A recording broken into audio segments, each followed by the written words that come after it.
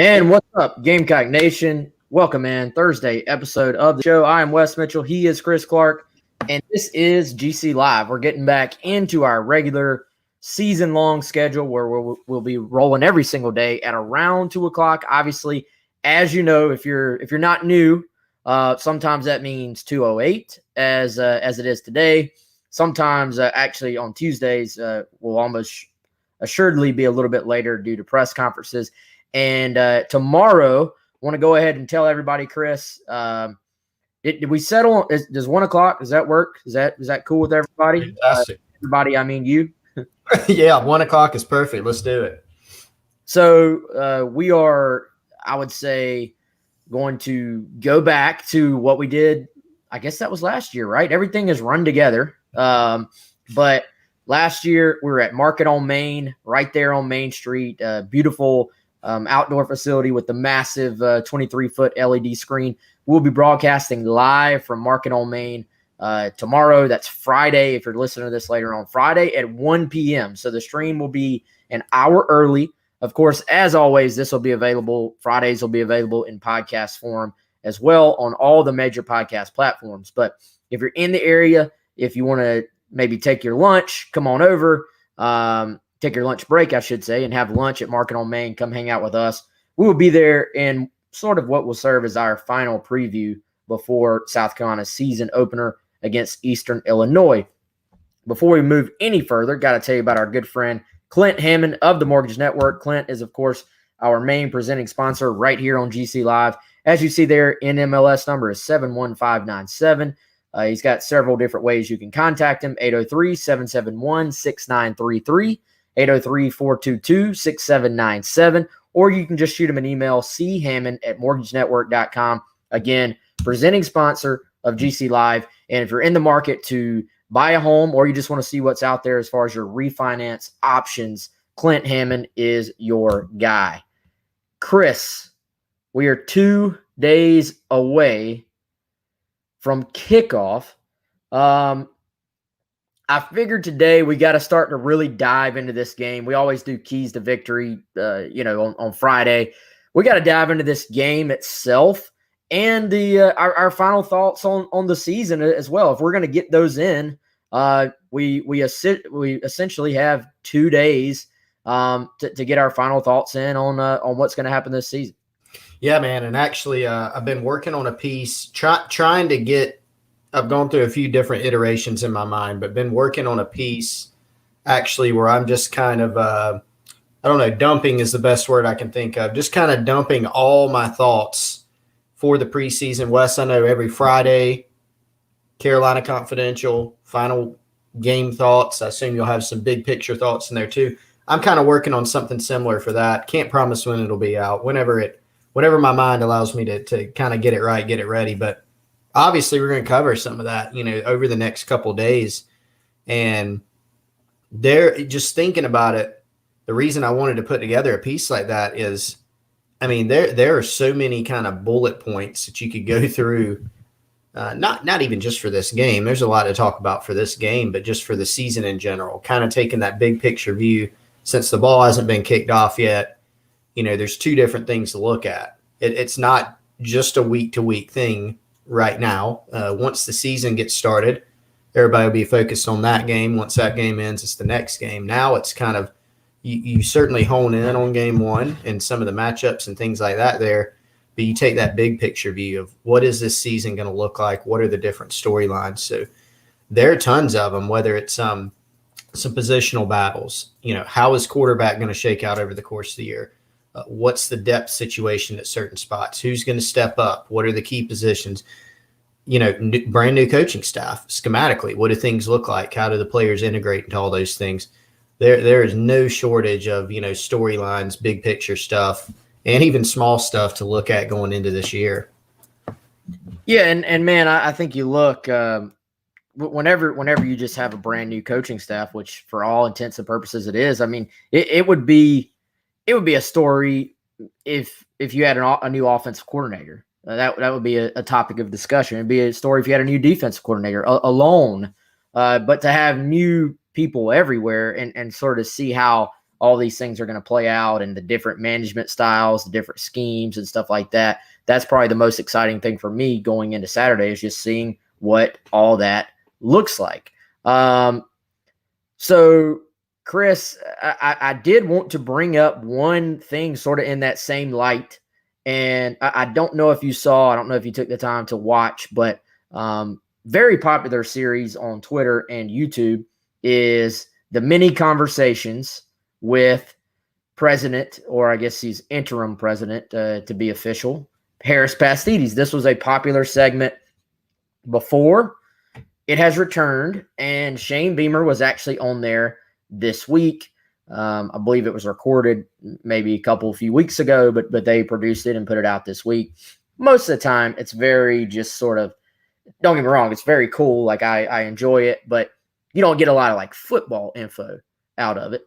But there was a question where President Pastides doing the Lord's work here asked a question that I think we all have talked about or wondered about, or and Beamer's been asked about it before and sort of alluded to this answer, but Pastides asked what would be Beamer's approach on fourth down, and even mentioned, did you watch this, Chris? He even mentioned, yes, he mentioned Ole Miss, which goes for it on fourth down under Lane Kiffin about as often as anybody I've ever seen. And so Beamer said, of course, with the caveat that all coaches have to say, it's situational, right? There's probably dozens of different little factors, little scenarios, little nuances to every situation that determines whether you go for it or not. So his answer, though, was it is situational. I'll probably lean more towards the aggressive side, having confidence in your offense or your defense if you don't convert it to get a stop. I think it depends on the game, how the game is going, how the other team is playing, how your defense is playing, how your offense is playing, time of the game, and all that. But I am all for going for it when we can and keeping the offense out there and continuing to convert first downs. I believe at Oklahoma, under Lincoln Riley, they take a similar approach. We know under Steve Spurrier at South Carolina that South Carolina took that approach. Granted, it's a 3-sentence quote to the president. Beamer's telling people, kind of what they want to hear to an extent. But what did you take anything away from that little comment from Beamer? Well, I think it was good timing because we actually had a conversation about that on the show the other day, right? Of just how, how is Beamer going to handle the first fourth down that you might reasonably think somebody would go for, right? Nobody's going to go to the game, and let's say South Carolina, gets the ball and they have it on the 32, on their own 32 to start the game, and it's 4th and 8. I don't think anybody's going to start calling for firings if Beamer says, let's go ahead and punt this football there, right? But the first, I think the one you gave, Wes, was, you're on the other team's, 40, 35, you're way down in their territory. And then you got a 4th and 2, 4th and 3. Do you decide to go for it then? And, I think there's going to be a lot of clamoring for that. There's typically clamoring, but I think fans want to see more of that instead of, say, a long field goal, 50-yard field goal, whatever it may be. And so from what we've gathered on Beamer, it kind of seems like he does want to go more aggressive. And this was just a little bit more confirmation on that. Wes, did you not like my answer? Yeah, you disappeared? Yeah, I sort of disappeared there for a moment. My entire browser actually accidentally closed. So That's not good. We're back in the mix. Luckily, it was just that and not an internet. Yeah, it's not an internet issue at all. So I think we're good on that end. But yeah, man, as we said earlier, I almost hope that scenario comes up. Like first couple of drives of the season, there's like a 4th and 3 on the opponent's 45-yard line, and there's a decision to be made. Wes, I've got to say, so when you said the line about Ole Miss, I wanted to look up. I looked up some statistics here, right, from last year. Where do you think trivia time, okay? Who do you think the top 3 teams in the country were as far as fourth down attempts? Not, how many they converted percentage-wise, but just attempts. Oh God. Ole Miss is in there. Okay. Are you gonna give me a You're right. I'll give you the confirmation. Okay, Ole Miss is in there. Ole Miss was number 2 in terms of fourth down attempts last season. Okay. Now, the game, keep in mind, teams always play kind of a different number of games each year based on, who makes a bowl, playoff, all these different things. But last year was a little more screwy, right? But Ole Miss played 10 games, went for it 33 times, converted 22. So they're going for it over 3 times per game on fourth down. That's you could say that. I would say that. That's good math. Is there a triple option team in there? Like I know sometimes. There you go. I was going to give you that hint. So Army was number 1. Okay. Yeah. Navy number 3. So okay, and Ole Miss 2. And Ole Miss 2. Yep. Army played 12 games. Navy played 10. Ole Miss played 10. Now here is where I'm about to blow your mind. Maybe I gave it away a little bit. Where do you think South Carolina was in fourth down attempts? I might be shattering a narrative that I had in my own head a little bit with this. Jeez, man, I would have said at least bottom half, and you're about to tell me that they're probably top 25 or something, aren't you? I'm gonna do you a little bit better than that. According to the NCAA stats, which was from last season through about mid-January of 21. South Carolina's fourth down attempts total last season was, let me make sure I'm getting my math right. There are a few teams tied in the 6th place. They were 7th in terms of fourth down attempts, which is, kind of remarkable. According to this, South Carolina, 10 games last year, fourth down attempts, 23, converted 17, which is actually almost 75%. I'm going to have to go back and look. Some of the game, I don't know, a lot of people maybe have blocked out some of what happened in some of the games. Maybe that's, part of my issue here. I don't recall South Carolina going for it that much or converting 74% of fourth downs. But what we did see it. Now, some of that, Wes, we'd have to go through some of the situations. Obviously, South Carolina got in, a decent amount of fourth downs last year. They didn't move the ball tremendously on offense, and they were also, behind a good bit where you might tend to go for it more, because you're trying to create something offensively. But when I looked up where Ole Miss was, I wasn't even going to look up South Carolina at first. It was just kind of not in front of mind. And I'm sitting there and I see him up near the top and go, okay, let me take a look at this. So that was just a surprising note for me as far as how much they went for it last season. Can you easily toggle that over to the season before and see if I'll take a look. If this is a one-off. While you're talking, I'm gonna take a look at that. I think, Chris, the issue, I mean, that raw number is interesting. It may be narrative shattering, but we saw enough, man. We saw enough for 5 years. To me, it was those situations, and especially after a decade plus of Spurrier, when you had these long field goals versus going for it on fourth down, those decisions, how many times did they lean towards just kicking a field goal? It seemed to me like it was much more on the non-aggressive end when it came to those decisions, or pinning a team deep as opposed to just trying to stay on the field.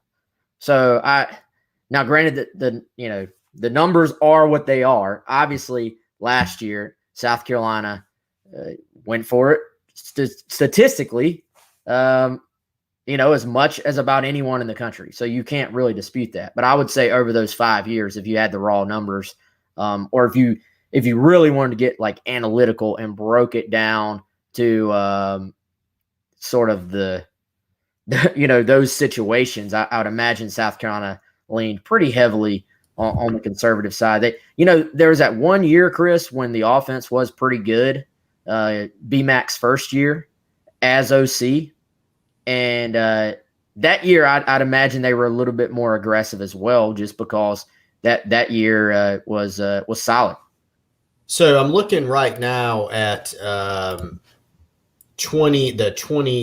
They call it 2019/20 season. So let me just verify that this is the right one based on record. Yeah, the year South Carolina went 4-8, 2020. It looks like they went for it only 13 times that season. No, that's not right. The table's kind of messed up.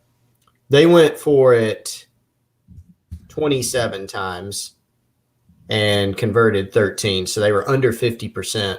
But that was much more, I don't want to say middle of the pack nationally. There's 130 entries here. I can't really count them up accurately. I would say they're probably about high 30s to 40s is kind of where they are in that. And once again, that year, Army and Navy topped the country in fourth down attempts that season. So, yeah, it was a little bit more, it was a little less that year in terms of where South Carolina ranked that season before. But you're right. I mean, here's a stat, going back to the stat that you mentioned on kind of the field goals, long field goals, situations, we looked at the fact the other day we were kind of going through some of Parker White's stats, right? You mentioned his accuracy in terms of the course of his career, and that, 30 to 39, 40 to 49 type of range is really good. In 2020 and 2019 for the Gamecocks, he attempted 8 field goals of 50-plus yards and was 1 of 8. So I think what you're speaking to, Wes, is a little bit more of those situations. Those are the ones where, how do they get handled? Not, if you're down 14 in the fourth quarter, you got 3 minutes left, you got a 4th and 2, you're going to go for it. It's more of those situations with a long field goal or a momentum shifter or something like that. Yeah, so we'll see. We'll see how all that plays out. Again, it's all about situational as well, but you will get, obviously, as a coach sort of carves out their approach to doing things, eventually we'll figure out what the trend is there. How does Beamer actually lean when he's in that situation in a real game, not when he's thinking of all the scenarios, not when he's playing it out in his head. When he's on the sideline with 80,000 people in the stadium, a headset on, and he has to say, put on the field goal unit or go for it, or go like this as Spurrier does when he would take the play sheet and just like wave everybody back out there. You got to bust out a little bit of that if you're Beamer. The old play sheet wave, I guess you call it. Definitely, that'd be a good one. We'll see. Here's something I want to see. Does Shane Beamer ever legit get mad during the game, right? Because he's got a little bit more of an edge that people give him credit for.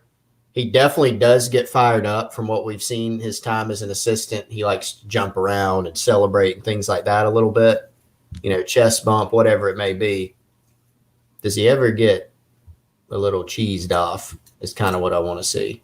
And who earns the wrath of that first is it is it a ref?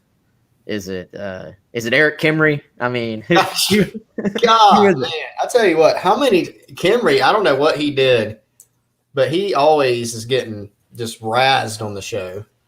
Well, this time last year, he was probably on this show. He was. I actually saw one of our old shows with him recently where he was on there talking, breaking down the game. And now they grow up so fast, Chris. They grow up so fast. No, that'll be an awesome moment for him and Step and for Beamer and for all these guys. I tell you, man, I don't know if we talked about this yesterday, but I liked how when these guys have been asked about what it's going to be like Saturday, that they have not given it's like the business as usual, coach speak. And we actually need to grab that clip of Beamer where he says that's a bunch of crap if I said that. And then we're just going to play that anytime somebody on the show says something that's wrong. We're just going to play that's a bunch of crap. But Beamer, was asked about it. Satterfield was talking about the excitement and how he'd have to make sure, his nerves were calm as well. And that was cool to see, just some genuine, like, I'm not going to play this cool, or I'm not going to just give you the answer I'm supposed to say. It was the legitimate answer. And I imagine for a lot of those guys, particularly Justin Stepp, Eric Kimry, fulfilling a dream of going out there and coaching for this team will be pretty special on Saturday. It is. And, you mentioned on the yesterday's show how, that kind of theme of gratitude has really come across, when you're talking about some of these coaches. And I think excitement, about being at South Carolina is cool. It's something that I think is going to be neat for these guys. I think let's also think of a guy like Jimmy Lindsey, who, was born in the state of South Carolina. He's a guy that in a way is a homecoming for him, Gamecocks defensive line coach. So it was neat. I think that's something that's kind of permeated the team with the media opportunities that you see, and just some other things that we hear, Wes, whether it's coaches, whether it's players. There has been a little bit of a different vibe, in the offseason. We mentioned that hundreds of times. Probably by this point, people might be sick of it, but you do get that sense from the coaches. There's a lot more. There's real talk, right? Whether that's, some of the players being upfront about like struggles they've had in the past and where they are now, and just being pretty open and honest about that, or whether it's a coach saying, not going up and giving that coach speak, like you said, I think is pretty cool. I think people enjoy that. So we'll see where it goes from there. All right. So we did this last year, Chris. I think it's time to bust out once again our Gamecock Russ stat of the week.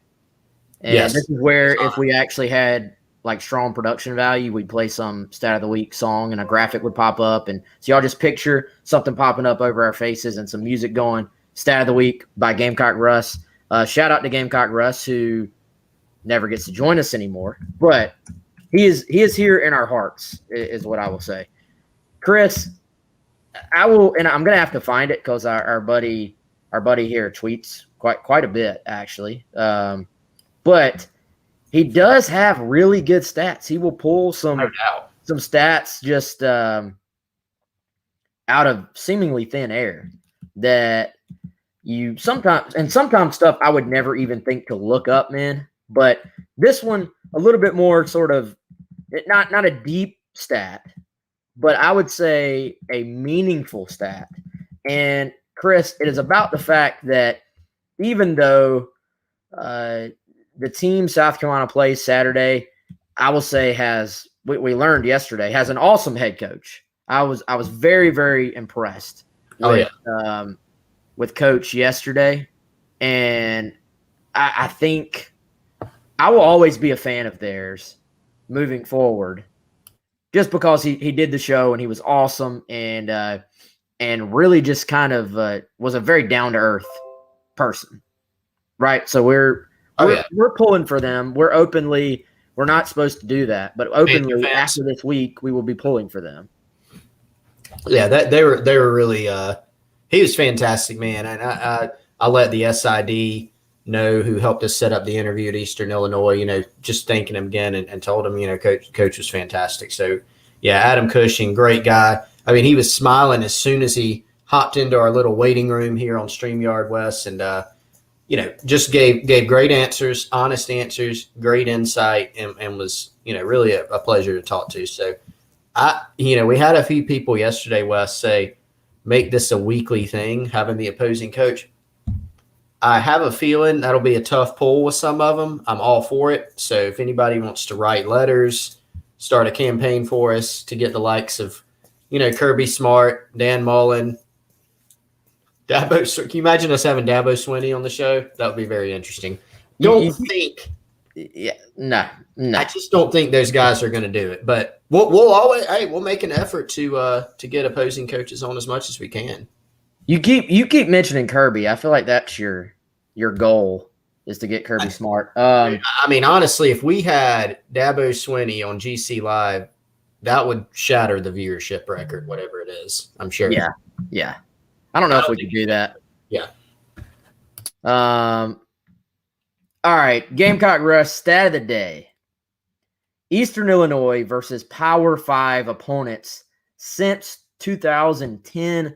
I have not personally verified any of this. This is how much I trust Gamecock Russ and his stat of the day.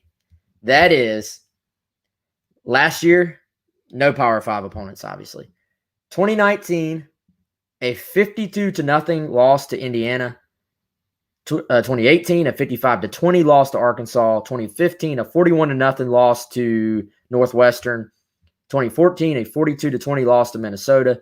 2011, a 42-21 loss to Northwestern. In 2010, a 37-7 loss to number 9, Iowa.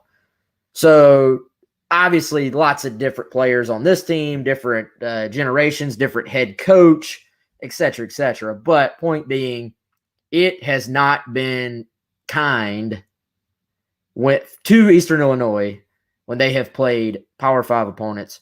The line this week is in the 40s. I feel like it's probably a day where South Carolina is going to be able to play a lot of guys, is the way I will say it. Well, and, those – look, here's the thing, Wes, about some of those teams even you mentioned. Like you mentioned the 2013 team in there, 2010 through 2013 and on up. But the point is, 2010 through 2013, a guy named Jimmy Garoppolo was the quarterback for the Eastern Illinois Panthers. And, just looking at the 2013 team, they were ranked top 5 nationally. They were undefeated in their conference. They were 12-2. Dino Babers, the Eastern Illinois head coach at that time. But, still had some, did not fare as well. 2013, did you have one from 2013, Wes, a Power 5 opponent? No Power 5 opponent. Verified that. So anyway, point is, rough go of it versus the Power 5. Even then, they were really good. So different players, obviously, different matchup with South Carolina, but very interesting stat there from Russ. And you know what? Russ's stats are so good. We do need to add some production value. We need some kind of graphic with Russ's smiling face up there. We need his head to pop up. We need his head to pop up, and then maybe even have him record Gamecock Russ stat of the day. Boom, we pop it up there. There it is. Yeah, I love it. We'll let him have his own theme music since he can't be on the show normally. So yeah, dude. If let's go. Let's keep it in the numbers and the stats category. Jay Phillips 1-7.5 today. Put the over under on guys who will catch passes on Saturday at 10.5 for South Carolina. I went over. I felt pretty good about it. Like I would feel pretty strongly about that. I think it'll go over fairly easily. I would have gone all the way up to maybe 12 or 13 guys. What chat people? I see Mark already weighing in. Chatters, what say you? And tell me why. And Chris, what do you say? Let's see. What I tried to do, a little bit of a cheat. You're not allowed to say it'll be close. I'm not going to say it's going to be. We're going to just go ahead and cut that doesn't even make sense to say right now. Close to close to the 10.5. Yes. Well, I think it will be, but regardless, I mean, it's not going to be 2 and it's not going to be 25 players. It's kind of the point I'm making. I did 2 things. I kind of went through in my head and kind of thought about, well, if this happens, how many players would that be? I also went through and kind of tried to find what is a comp for this game, as far as opponent wise. And so I went to the Charleston Southern game from the 2019 season. Now that team had Rico Dowdle and they had Brian Edwards and Shi Smith and Charleston Southern. I don't know that team. No offense to any Charleston Southern fans, that was a woefully undermatched team, right? So I don't even know if that's fair. But the point is, 11 guys caught a pass in that game for South Carolina. They won that game 72-10. They dominated. A lot of guys got to play. Tons of guys got to play. So actually, I wonder if that's how Jay came up with his number. Kind of shrewd. Maybe he went back and looked at that and said, I'll set it at 10.5. I will say I will go over as well.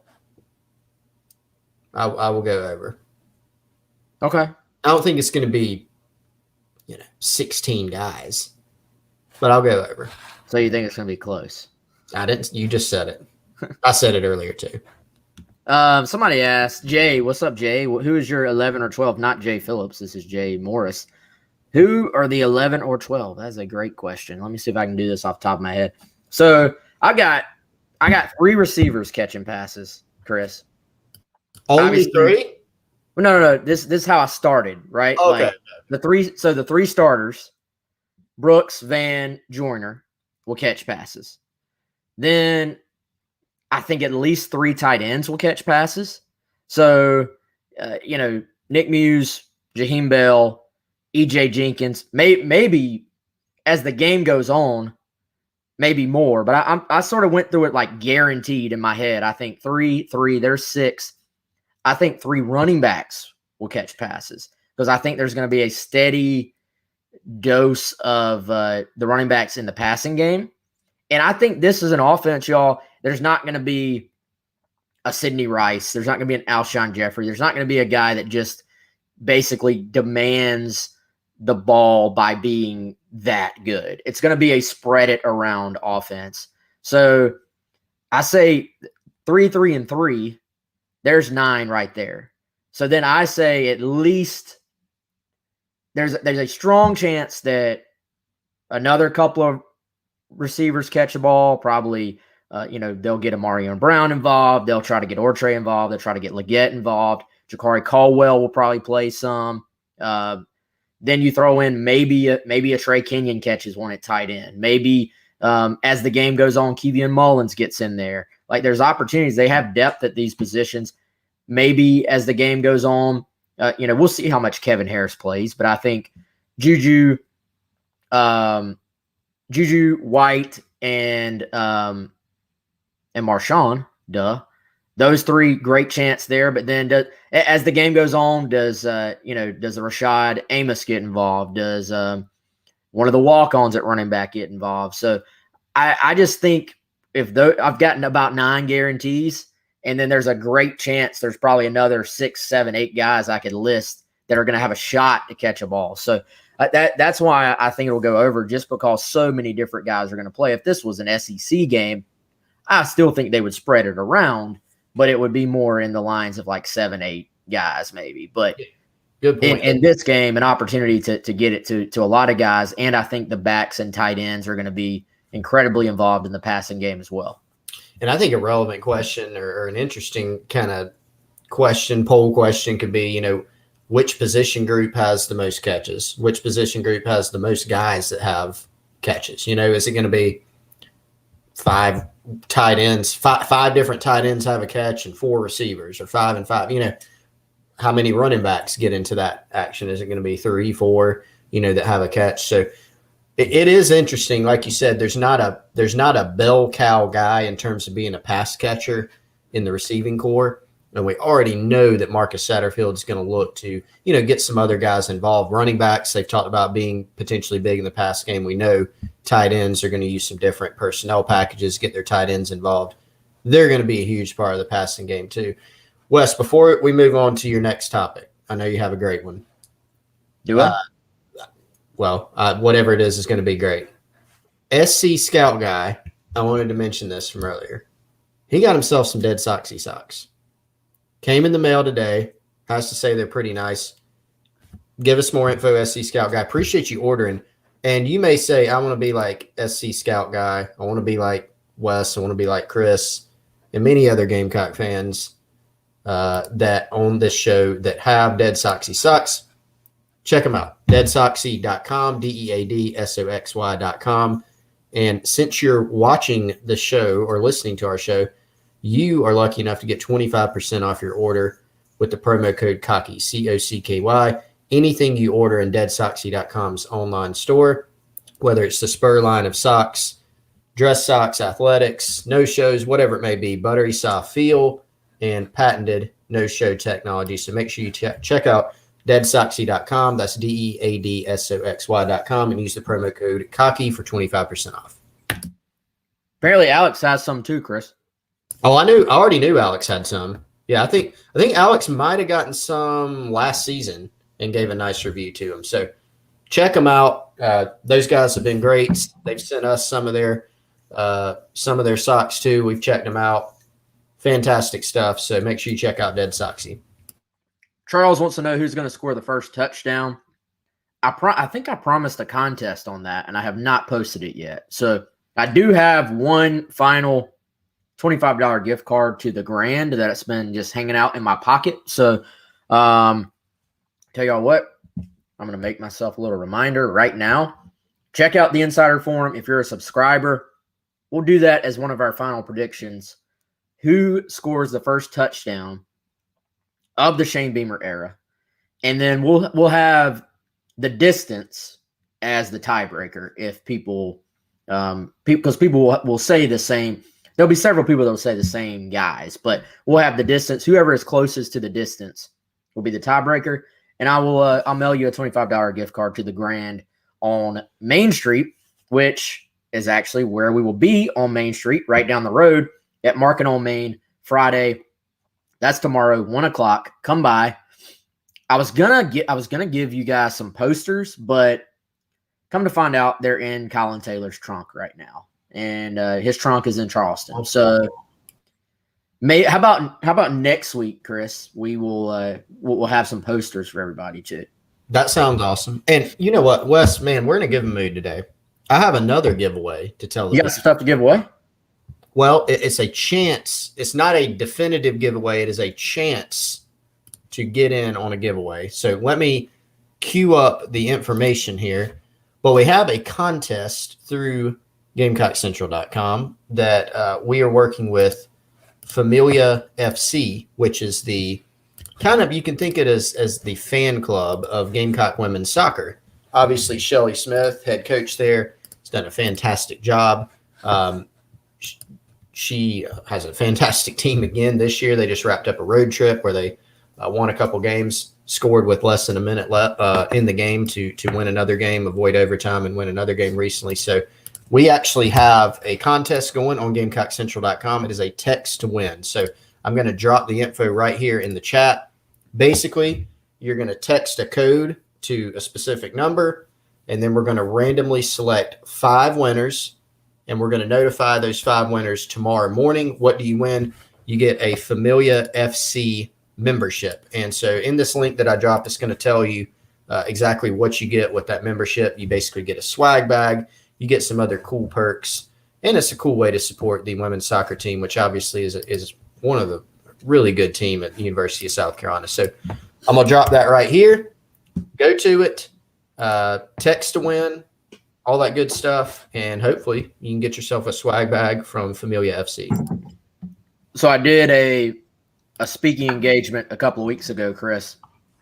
They straight up put me on the spot. Like straight up on the spot. And they were like, first of all, they asked me to give a win total, which I'm not giving that on the show. But put me on the spot, and I'm about to put you on the spot because I can. Great. And these are very simple questions. But because of all the things we've been talking about all offseason, they're very difficult to answer. So, here we go.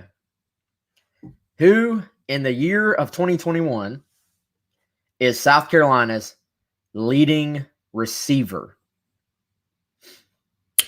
by catches? Okay, that was going to be my. Are we talking about yards or catches? Ooh, man, that's a good one. And if you feel strongly about it being like somebody different, as in like I think this guy will lead by catches, this guy will lead by yardage. You can split them. I can't say I feel strongly about whatever answer I'm about to give. So I think it's very, very like you could make a case. For any of the 3 starting receivers. Yeah, you could make a case for Nick Muse. Like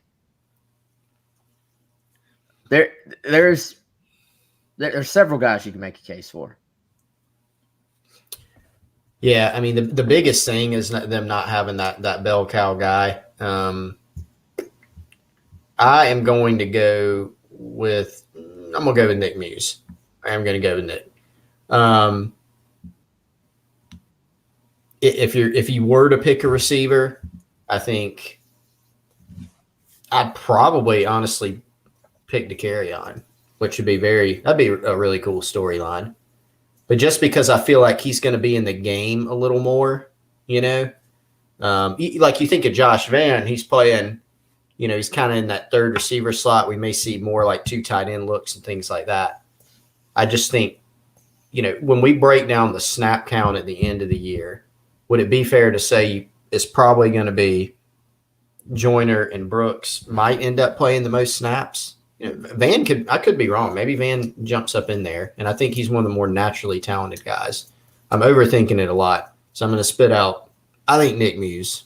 Yeah, because it is hard, man. And I still actually don't know which of those guys between Van and Joyner are playing more in the slot versus outside, and sort of how, right. I know they're listed that Amarian Brown, who is a slot guy, is behind Joyner on the depth chart.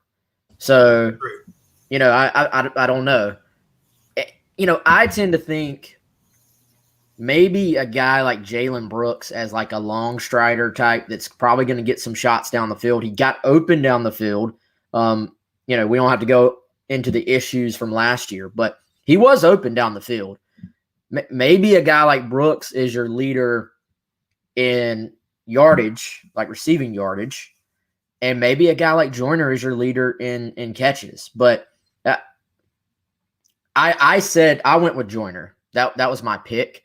I think with Van, like, it wouldn't shock me at all based on the reports we hear about how well Van has done. It would not shock me at all if he has like an actual true honest to God breakout season and catches a lot of balls.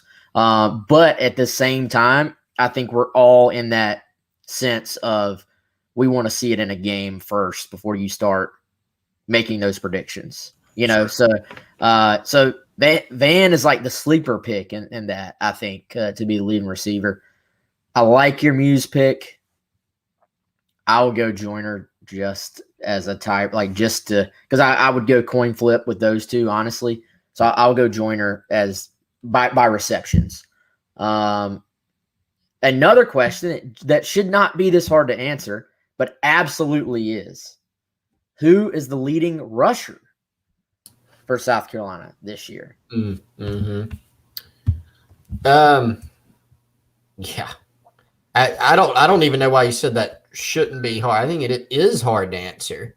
Yeah, well, just usually if a team returns 1,000-yard SEC rusher from a 10-game SEC schedule, like if you were just zoomed out and you weren't following it like all of us do, you'd be like, it's Kevin Harris. That's easy. Right.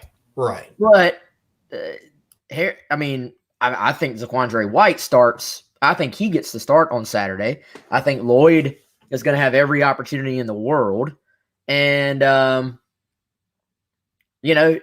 Juju's probably not going to be the leading rusher, but he's probably going to have some nice stats just by the fact that he'll break off a couple of 70-yarders that really bump up his average at least.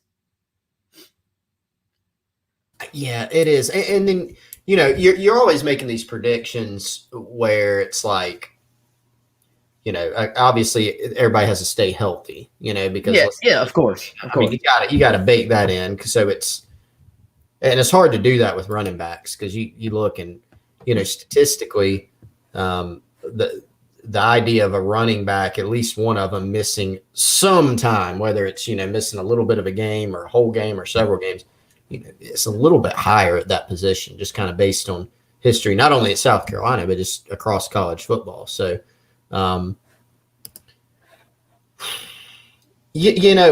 healthy Harris, I think Wes still probably has to get the nod.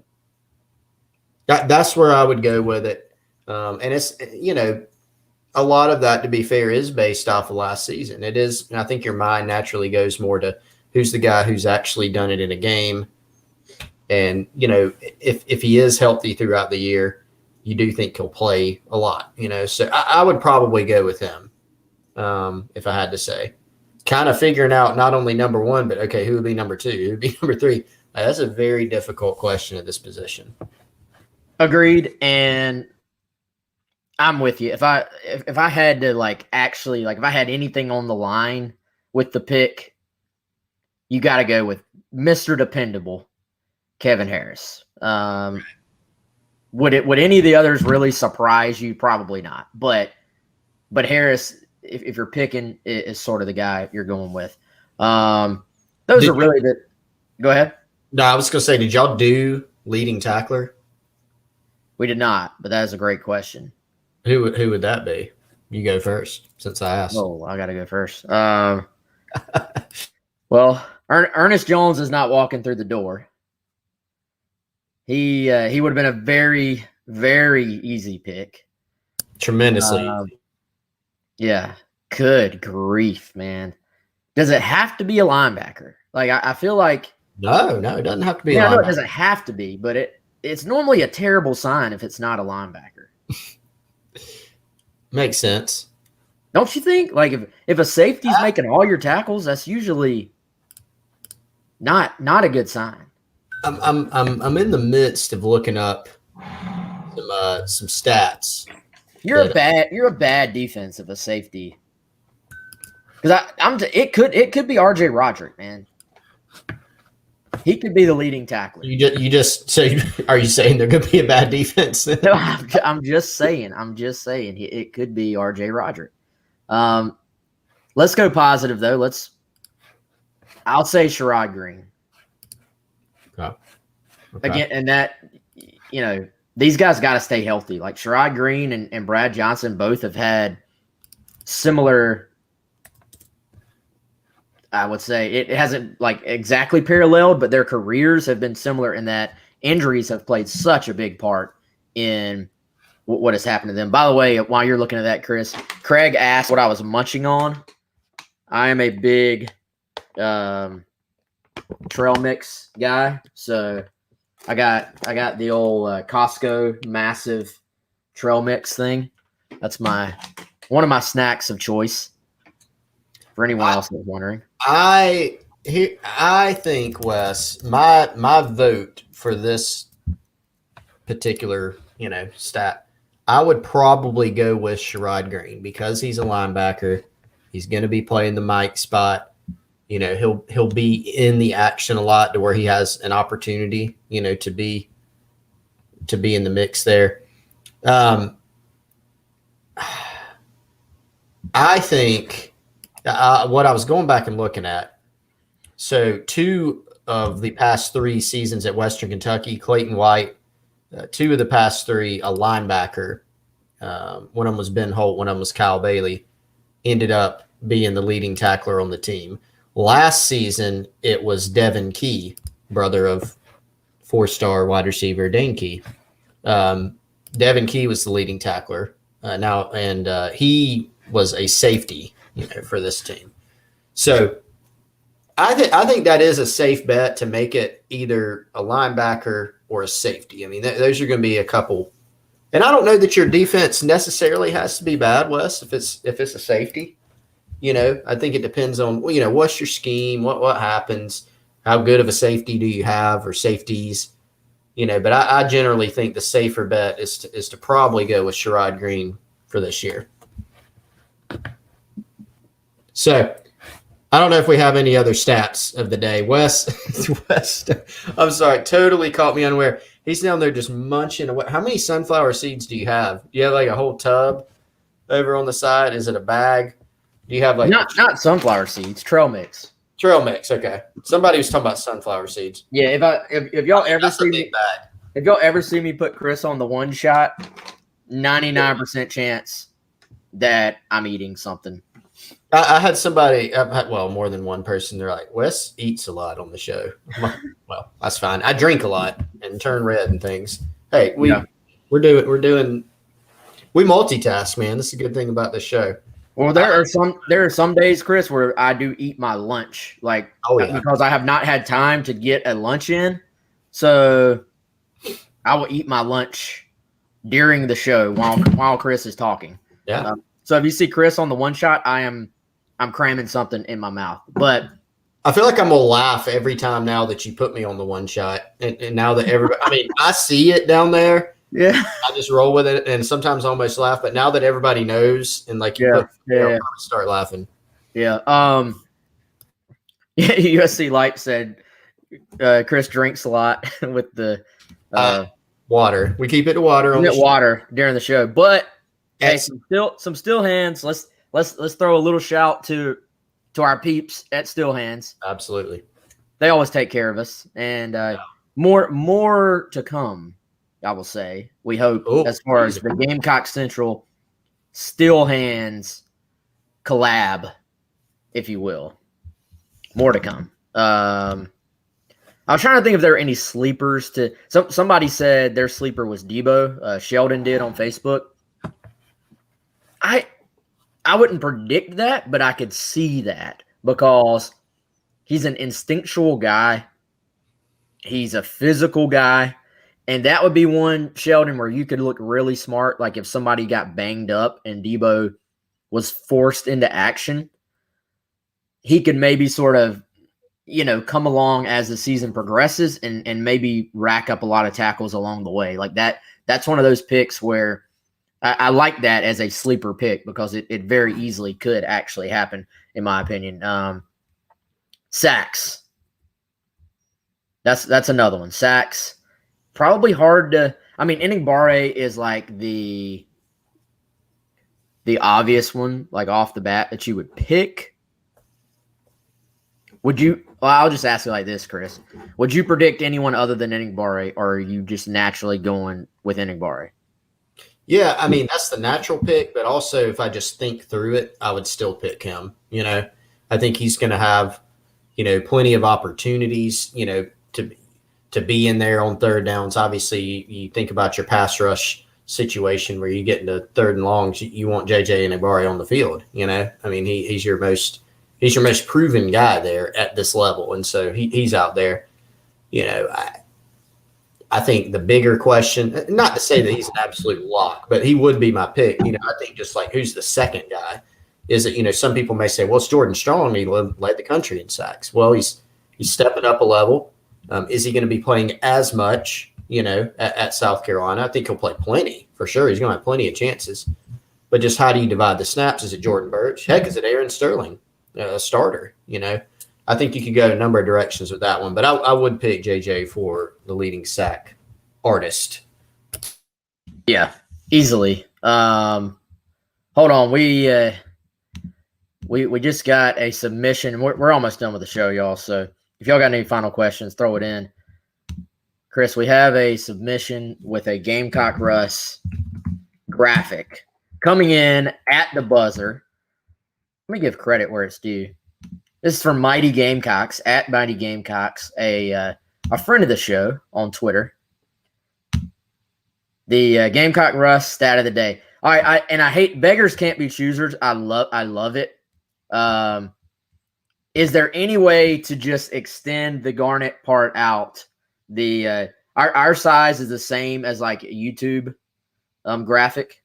If there's any way to hit resize on the thing, I will 100% use this as just so you don't see like me looking like Two-Face over here during the stat of the day. But that is an excellent. I'm saving that right now for our Gamecock Russ stat of the week, I should say, every single week. That's outstanding. I love the formulas in the background.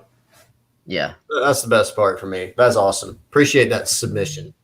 And appreciate Gamecock Russ as well, man. Hopefully he's listening on the podcast right now. Not while we're recording it, but like right now for him. Hopefully he's like, man, I'm getting all this love on the show. We miss you, buddy. All right, y'all. That's it for today. Tomorrow we're live from Market. Come out, say what's up. That's Market on Main. It's on Main Street, Columbia, South Carolina. You cannot miss it. Just look for the big, massive, biggest screen you've ever seen. Outside space. Chris, I understand they have an owning out there now, so we're going to be out of the elements a little bit, which will be cool.